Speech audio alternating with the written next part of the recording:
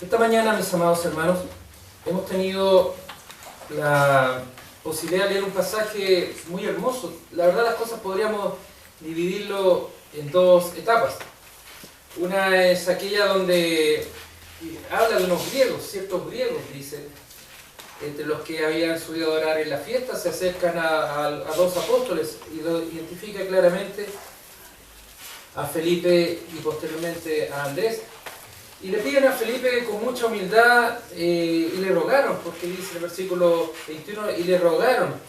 Rogar es una petición que no espera una respuesta, sino solamente espera un sí o un no. Y aceptando la respuesta que pueda venir, ellos pedían: Señor, quisiéramos ver a Jesús. Un acto rogatorio significa un acto de reconocimiento, de autoridad. Pero la verdad, las cosas que ellos, la autoridad la veían en el Señor Jesucristo, pero entendían que era posible acercarse al Señor a través de estos discípulos. Y luego, la segunda parte, podríamos nosotros ver, es la respuesta que el Señor le da a estos hombres. Seguramente cuando ellos le dicen, no está claro, digamos, si la respuesta fue dada a Felipe o a Andrés directamente, pero el texto nos da a entender claramente, o por lo menos desde este punto de vista, que la respuesta fue también a estos griegos. No podemos pensar que fue un recado y el otro le llevó el recado y en eso quedó, sino que fue el mensaje del Señor a estos griegos que pidieron hablar con Él. Estos griegos no eran judíos, eran griegos. Se conocían como prosélitos. Los prosélitos eran hombres que habían conocido la palabra del Señor, habían conocido el Antiguo Testamento y se habían convertido al judaísmo. Eran hombres que en su nacimiento eran griegos, de la nación griega, pero posteriormente habían acogido a la fe judía, habían aceptado la fe del pueblo de Israel y se habían adherido y se habían formado parte de este pueblo, del pueblo de Israel. Y por eso ellos también habían subido, dice, a adorar. No habían subido solamente a mirar ni a comercializar, no, sí, habían subido a adorar en la fiesta de Pascua, en la fiesta de la liberación del pueblo de Israel por Dios cuando era oprimido, cuando fue oprimido por parte de Egipto. Estos hombres, habiendo subido a la fiesta, se acercan a Felipe, uno de los primeros discípulos, que Juan también lo menciona en su capítulo 1, uno de los primeros discípulos que conocen al Señor, que el Señor lo ha llamado, y que dice que era de Betsaida de Galilea, identifica claramente para evitar cualquier duda a quién se está refiriendo. Y le ruegan diciendo, Señor, quisiéramos ver a Jesús. Y querer ver a Jesús, obviamente nosotros debemos de entenderlo no en un solo acto de voluntad de ellos, por un voluntarismo, sino evidentemente ellos querían conocer al Maestro. Habían escuchado seguramente de las señales, de los milagros que Él había realizado. Habían escuchado de la enseñanza que Jesús entregaba al pueblo. Conocían de los milagros que el Señor había realizado. Y sin lugar a dudas también pues muy imposible que hayan estado en ese momento también, en el momento en que el Señor entra a Jerusalén, donde es honrado Hosana por parte del pueblo de Israel, del pueblo de Jerusalén, cuando iba entrando en este pollino de asna. Ellos habían sido testigos y querían conocer más de cerca al Señor. Y la palabra nos dice que Felipe fue y se lo dijo a Andrés. Pareciera ahí que hubo un poco de duda por parte del apóstol. Un poco de duda en decir, le digo, porque perfectamente puedo acercarse al Señor y decirle, Señor, mira, está ocurriendo esto. Entonces, dice que a Felipe y a Andrés se lo dijeron a Jesús. Pareciera que en esas frases que se utilizan en el versículo 22 hay un sentido de duda respecto a Felipe. Felipe, recordemos también que también tiene una ascendencia griega. No es un judío propiamente tal, sino que es un judío que ha tenido también raíces griegas. Forma parte también del pueblo griego. Entonces, es curioso ver que él en forma inmediata no fue donde el Señor, sino que se lo dice a Andrés. Pareciera que él tenía un poco de dudas. ¿Será posible que otros se acercaran al Señor? Pero tampoco no podemos pensar que a partir de ello el Señor Jesucristo necesita intermediarios. Algunos han pensado en esto y han visto en esto que la necesidad que tiene el Señor para llegar al Señor necesita de algún tipo de intermediario. Pero eso es sacar de contexto las cosas. Por eso les digo yo y pienso que el Señor Jesucristo es el que da la respuesta a ellos directamente, a los griegos, y no es a los dos apóstoles.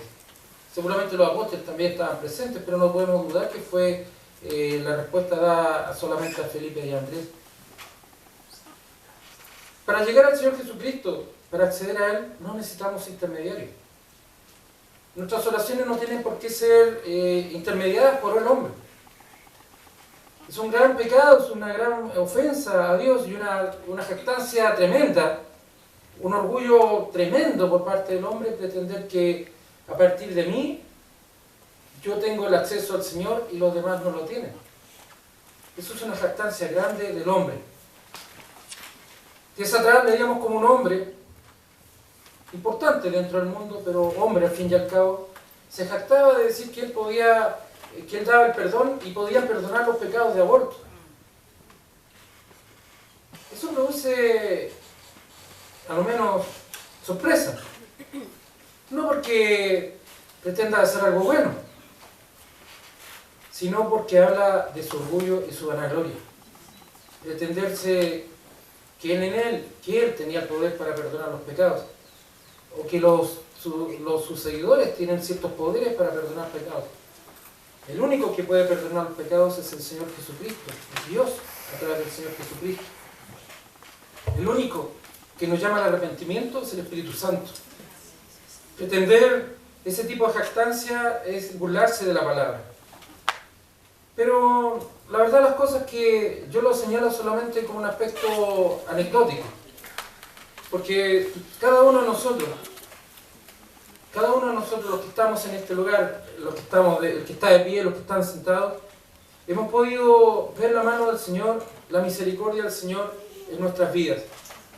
Cada uno de nosotros, hombres y mujeres que nos encontramos en estos lugares, hemos pecado y pecamos.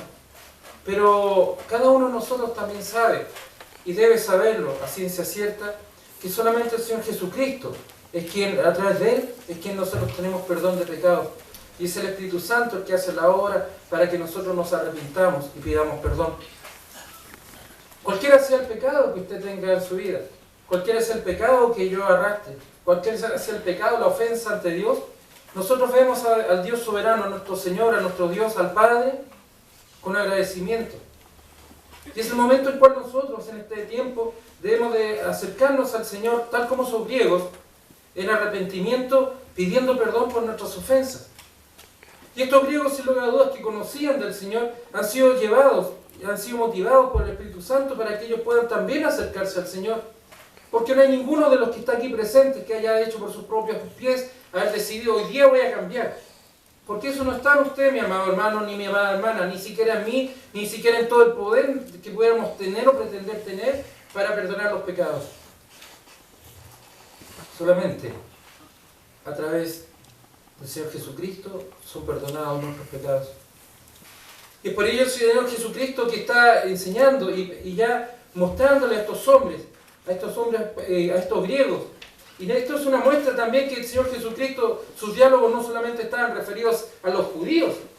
Hemos visto también y vemos a través de los otros evangelios como el Señor Jesucristo había hablado con la mujer samaritana, había curado, mejorado al hijo del centurión, había tenido acercamiento con otros hombres de otras nacionalidades, a los cuales el Señor también entregó el mensaje de salvación y transformó sus vidas. Es por ello que nosotros tenemos que ser y entender la magnificencia y el amor de Dios, la plenitud de Dios hacia estos hombres que se acercaron hacia Él. Y el Señor les dice, en este sentido ha llegado la hora que el Hijo del Hombre sea glorificado. Ha llegado la hora para que el Hijo del Hombre sea glorificado. El Hijo del Hombre es Él. El Hijo del Hombre está con mayúsculas en nuestras Biblias. O sea, es un sustantivo, se está refiriendo específicamente a Él. Ha llegado el tiempo, el momento en que comience este proceso en el cual Él sea glorificado. Este tiempo de humillación del Señor Jesucristo comenzará prontamente. Y el Señor lo sabe. Está dentro de los planes divinos, está dentro de los planes de Dios. El sacrificio de Cristo en la cruz. Está dado en el tiempo que Él sea glorificado, sea levantado a los cielos, resucite en cuerpo, como cuerpo y alma, y sea levantado a los cielos. Es el tiempo en el cual, a través de su sacrificio, nosotros podremos ver y podremos aprender y saber por fe que Él murió por nuestros pecados, que Él murió a consecuencia de mis pecados, a consecuencia de mis insultos, de mis delitos, de mis ofensas ante Dios. Ha llegado el tiempo para que Él sea glorificado. Ha llegado el tiempo en que Él retorne a los cielos y allá, junto al Padre, también nos cuida y nos protege. Ha llegado el tiempo también, y está llegando el tiempo, en que la iglesia también comience a nacer. Y es el tiempo en el cual Él dice, de cierto os digo, refiriendo, es verdad lo que le estoy diciendo, que si el grano, ratificando que si el grano de trigo no cae en la tierra y muere, queda solo. Es como una semillita que queda puesta encima de la mesa, encima de un envoltorio y no se ocupa. Pero es necesario que caiga en la tierra para que ésta produzca y cuando muere lleve mucho fruto. Es el tiempo en el cual Él está estableciendo un paralelo, una analogía de lo que será su sacrificio. Es la analogía en la cual Él está diciendo y anticipando su muerte.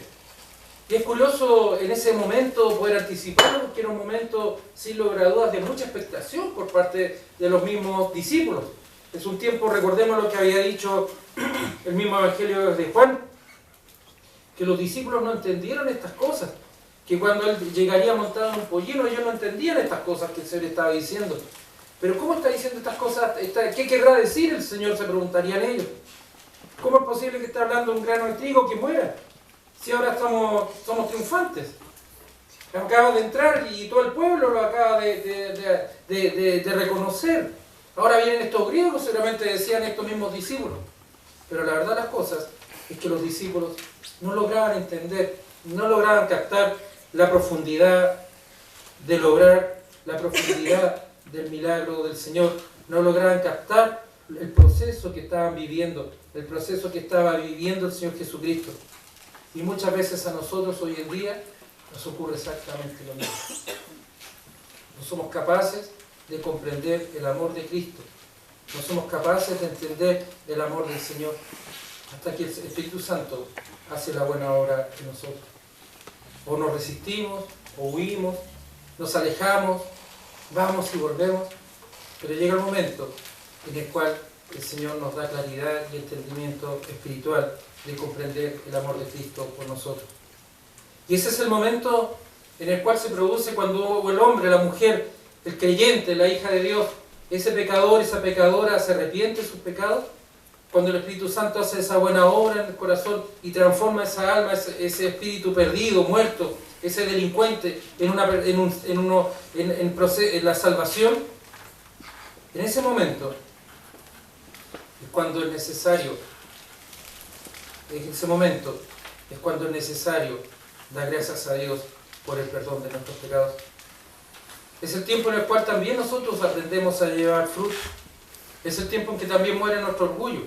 Es el tiempo en el que muere nuestro antiguo hombre y nace este nuevo hombre, que la palabra así lo llama. Y ahí podemos entender por qué el Señor le dice a estos hombres, habiéndoles anticipado su muerte, habiéndoles anticipado su sacrificio, habiendo anticipado que si no cae en la tierra y muere, queda solo, pero si muere lleva mucho fruto, es que les dice y los invita, y nos invita a nosotros, por cierto, a entender nuestra nueva vida en el Señor. El que ama su vida, la perderá, dice. Y el que aborrece su vida en este mundo, para vida eterna la guardará. Si alguno me sirve, sígame. Y donde yo estuviere, allí también estará mi servidor. Si alguno me sirviere, mi Padre lo honrará. No cabe la menor duda, mis amados hermanos, mis amadas hermanas, que el Señor habla de sí mismo, pero también nos invita a morir en el Señor. Aquí no está hablando de suicidios, no está hablando de matar, de homicidios, está hablando de nuestra vida pasada sin Cristo. Aquel que ama su vida, la perderá. Y el que aborrece su vida en este mundo, para vida eterna la guardará. Hay un paralelo, hay una doble enseñanza. Si usted ama su vida, la perderá. Pero si ama y aborrece su vida en este mundo, para el cielo habrá ganado vida eterna. Hay una consecuencia de saberse hijo de Dios. Hay una consecuencia y un resultado de saberse y no saberse solamente intelectualmente, sino tener convicción y certeza de salvación. Y dice el Señor y lo afirma, ni siquiera está preguntando, sino que lo afirma y lo dice claramente: si alguno me sirve, sígame. Si usted es un hijo de Dios, si usted es una hija de Dios, sígame. Si usted es un discípulo del Señor, sígame. Eso le está diciendo a los griegos. Eso le está reafirmando a estos hombres que se acercaron. No sabemos sus nombres. Poco importa, ¿no es cierto? Porque el Señor sabe quiénes son. Muchos hombres y muchas mujeres pasan por este mundo sin siquiera dejar un resultado histórico. Muchas personas solamente quedan en el recuerdo de la familia durante un tiempo. Ya los bisnietos ni siquiera se acuerdan, los tataranietos o las generaciones de hace 2, 3 generaciones ni siquiera se acuerdan de sus nombres ni cómo eran. Hay unos que pretenden hacerlos perdurar por toda la eternidad. Estos son casos puntuales. Lo que el Señor aquí nos está hablando no es de fama, no es de honra para ustedes, no es de recordatorio post-mortem para ustedes, sino que es honra para la vida eterna. Si alguno me sirviere, mi Padre le honrará. Si alguno me sirve, sígame. Seguir al Señor. Donde Él estuviere, ahí estará el Señor. Esa es una promesa del Señor. Y la sabemos. Y oramos. Y alabamos. Y nos congregamos. Y honramos al Señor. Porque Él está al lado nuestro. Y agrega: si tú le sirves, si tú me sigues, mi Padre te honrará. Qué hermosas palabras de aliento. Qué hermoso premio en el caminar. Si tú dices, está diciendo el Señor, si tú dices que sirves al Señor, síguelo. Si tú dices que que tú amas y sirves al Señor y lo sigues, Él estará al lado tuyo. Y si tú sirves al Señor, hay una consecuencia. Mi Padre te honrará. El premio no está en los hombres. El premio, el galardón, está en los cielos. Es allá donde se dirige nuestros pasos. Es allá donde se dirige nuestra vida. Por ello, mis amados hermanos, es importante que cuando uno testifica, cuando uno declara, cuando uno da razón de su fe, que haya consecuencia en sus labios y en su corazón. Por eso es necesario también que nuestro testimonio sea un testimonio verdadero. Y me refiero a un testimonio verdadero en el sentido de entender que si soy un seguidor del Señor, mi vida tiene que estar acorde con lo que el Señor me ha enseñado, con lo que el Señor me está mostrando.